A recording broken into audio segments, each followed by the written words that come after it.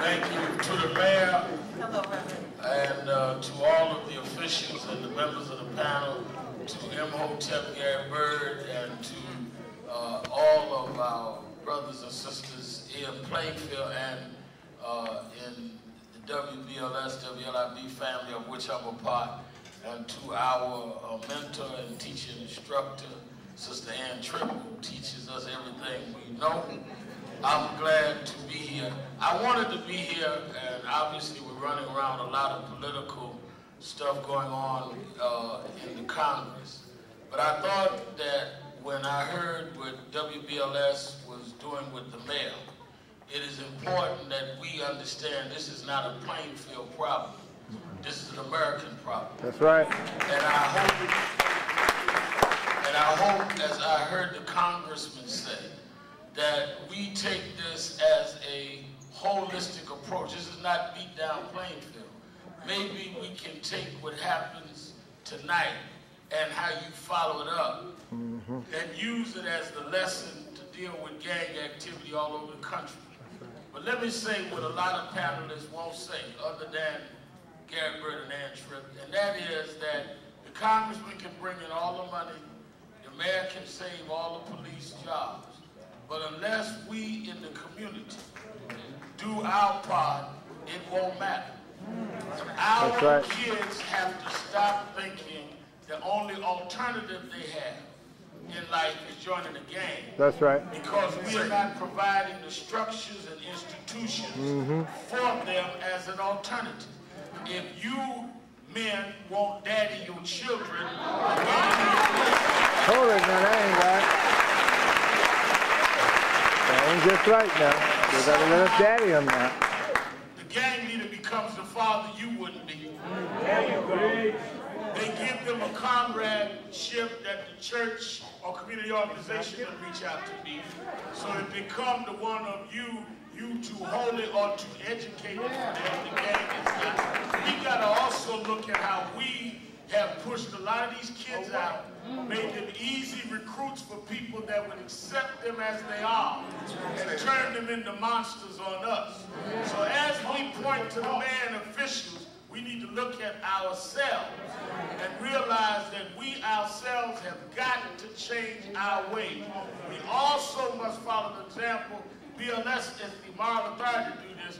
We have to quit glorifying gangster life. That's right. That's right. When our kids took off Malcolm X t-shirt, put on Scarface, and black radio other than BLS start playing these records, calling our women names and our own race names, we started glorifying the decadence that now we're reaping what we sow. That's right. We turn around this glorification of gangsters. When I was growing up, he talked about Dr. King and Adam Clay Crop. Our heroes, Larry Ham in the back, one of the baddest leader in New Jersey. We grew up looking up to people that represented something. We didn't grow up looking up to gangsters. And now you elevate gangsters. You make Nicky Barnes and the gangsters the heroes and wonder why kids are in gangs, because you told them that they could only be recognized as a gangster. We need to stop that. We need for adults to come together. And I say again, you brothers have got to quit making babies you ain't gonna raise.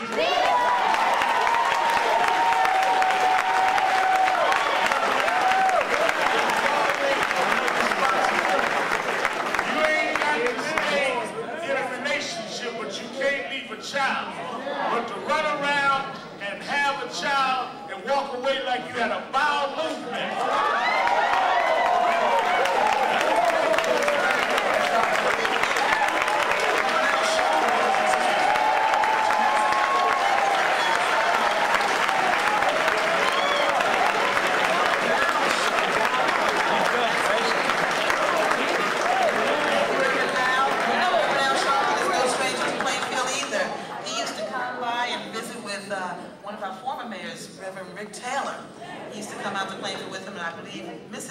Reverend Rick Taylor is here in the audience as well. This is Gloria, Reverend Gloria Taylor. Thank you very much for being here. Thank you.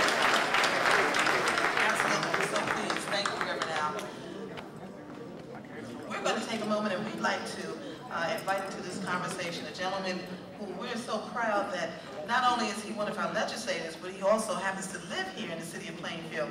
So we get to knock on his door and ask him for advice. I get to go over and do like this with my hands open. Will any funds spill in so that we can get something for the city of Plainfield? He always goes to Trenton and asks for money for his entire district, but also especially for the city of Plainfield. Assemblyman Jerry Green, thank you so very much for being here with us. Welcome to the town hall meeting. Thank you very much, Mayor. You're so welcome. Al, you're the best. Absolutely, absolutely.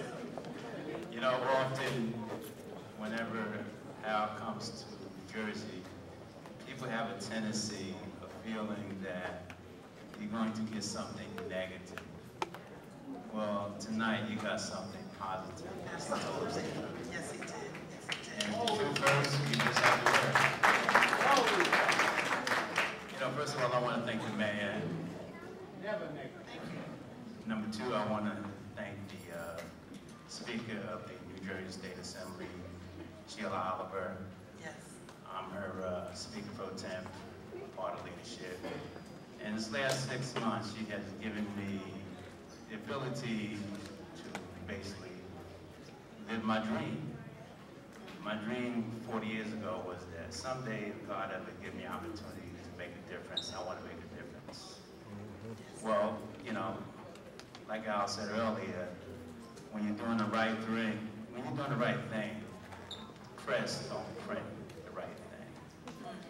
When you're doing the wrong thing, right away, for example, when they offered me a bribe, I wouldn't take it. It didn't get printed. What they offered me was, why don't you be a snitch?